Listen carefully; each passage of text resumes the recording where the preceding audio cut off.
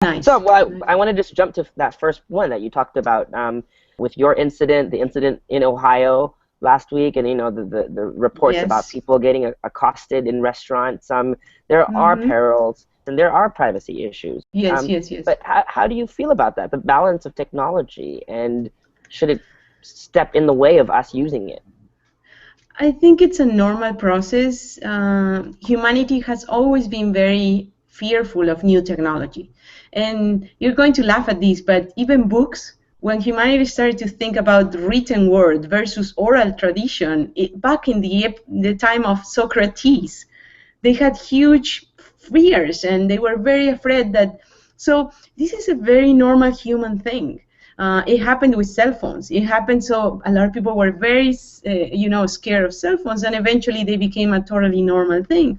So it's a normal human reaction. I believe it will get at ease as more of us start using it and finding value. And that's where applications that are like social or that have to do with firemen using it, with doctors using it, with these helping people with disabilities, all those things that are going to start happening with glass are going to put people at ease, I believe. But it You takes talked about time. Right. You talked about how it's important to still push the technology forward. That's the quote that I used from after your the hearing. Can you talk about the importance of doing that? So technology has been always helping us, really. If you think about it, for the most part, we develop technology that solves our problems, right? Right. And so, in general, I think technology is here to help us, and we have to sometimes be pioneers, be what I call evangelists. And you are an evangelist, probably. I'm an evangelist. Many of us, we just share our passion for technology. So others start to go and think, oh, this could be really cool. This is not that bad after all. But people have change aversion, so they will be scared. It's normal. It's a normal part of the process. So some of us have to hit those limits, and it's okay. I know you wrote about your takeaways from this event after the dust had settled a bit. But after the incident, I mean, how do you feel about it? And do you still feel has it created a chilling effect? No, all the contrary, because I got a little worried when they told me I could not wear these. I feel a little bit like it's a part of me. It's an extension. It's not like I need it all the time, but I like to have it. One day I was, without glasses, and people asked me, "How are you feeling?" And I'm like, "I feel glassless, like I feel nude without them. I feel like something is missing." In the same way that if you don't have your cell phone, you feel a little anxiety. I feel in the same way because this became an extension of me. So I think now that I know that, for instance, I don't have to take them away for driving, because the law is very clear that I might not be messing with them all the time. That would be dangerous. But I can have them. I can wear them. It's okay. So I feel very comfortable now. I feel actually, and I love that the justice was made. The law was really respected. The current law allows me to drive with glass, and that's a good thing. Yeah, I want to talk about that. Well, first I wanted to reference to what you were saying about how it being an extension of you. I had an social experiment, about 2 months ago when all my gadgets were taken away from me, and Oh, it wow. doesn't you don't For how feel long? well. It was just 9 hours, 9 hours. but I had a journal and I spoke about how I I felt vulnerable all day, close to tears. I wasn't myself. I wasn't even chatty or friendly. And so I understand what you mean about how gadgets become an extension about you. I want to talk about that, but first I want to talk about the legislation you brought back. A lot of people consider this case very important. Um, while there wasn't really a lot of discussion made about it, it's a first step to talk about it. But there's also already legislation going on in several states that completely ban it. What are your thoughts on this? I understand that people and legislatures introduce new legislation to ban it, because really with the current law they cannot ban glass from driving. So if they want to ban it, they have to do new legislation. What I really am trying to push, and all my friends explorers are trying to push in their own states, is that legislators at least try this this is not a dangerous drug. You can try it for a few days and see how it works. It's not going to kill you. So we want people to understand, because you really could be coming to solve a problem of cell phones in cars, and this is a big problem. So if this could be a solution and not part of the problem, at least they have to give it a chance. And I like for people that are going to be making laws to understand what they're dealing with. That's my only request.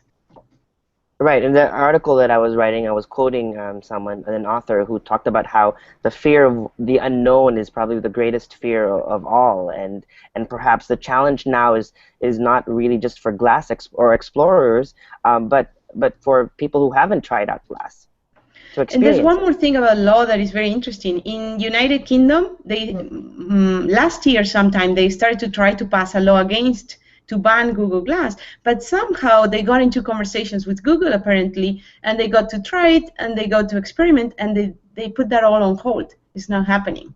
So that's a good, something that is looking good. I wanted to go back to what the lawyer friend, a technology lawyer, says, and he says that he feels like society will eventually come up with adjusting our social norms, when and when not to use Google Glass. Do you think we'll come to a stage, and what are your thoughts on this? You know, there's this whole new word called glass holes that people refer to people, you know, explorers using their, well, it's loosely used, but they're using it in public, flaunting it. Should we come up with these norms? When and when not to use glass? Uh, that's called etiquette. There's always common sense, and there's always etiquette. There's always respect for others. There's always respect for places that have their own rules. So if I'm going to court, I have to take the glasses out. You can't have a recording device there. There's places where they're not appropriate. Now we all know very clearly that we're not going to take glass to the movies anymore. So we're learning collectively. So I think it's a natural thing. Like now we all know that when you're in a big meeting, you don't want to have your phone ringing. It's normal. Right. You go to a meeting, you go into silent mode. That's it. It's simple. So I think it's not a big law that we need. We just need common sense and getting used to the new technology. And Right, always right. Okay. respect others, you know? I agree, and I was talking to my lawyer friend the other day, and that's exactly what he was saying. He says, I don't think the law is necessary. We will turn to the law when, as a people, as a human race, we are unable to come up with a solution ourselves. True, true. And probably just the last question. You talked about how technology is an extension of you, and for people who aren't geeks, they may look at people like us with a little bit of disdain. You know, that's kind of over the top, but it's true. And you know, technology does have its benefits. How has Google Glass changed your life, and why do you consider it an extension of who you are already? So in the daily life, I do have this instrument for recording anything that happens in my day.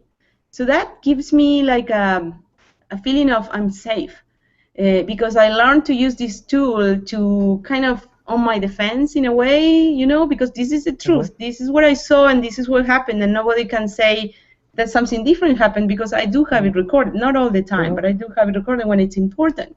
So that's one thing that I feel very good about.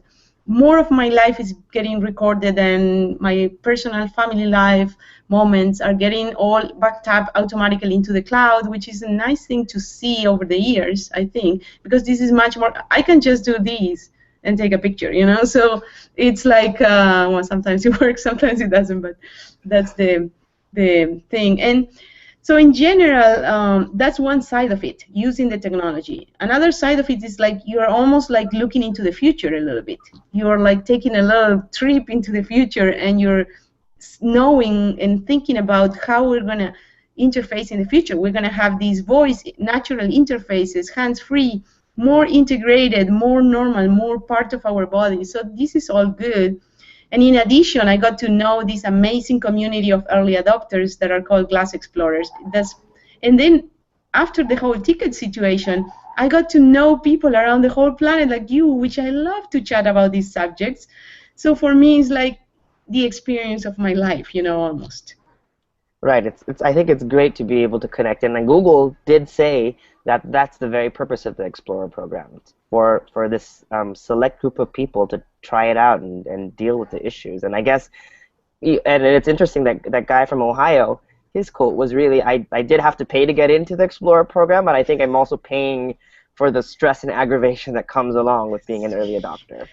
You agree? Yes, yes. But it's also an honor and a responsibility to be pushing the boundaries and helping humanity to move forward to whatever new technology will be helping us.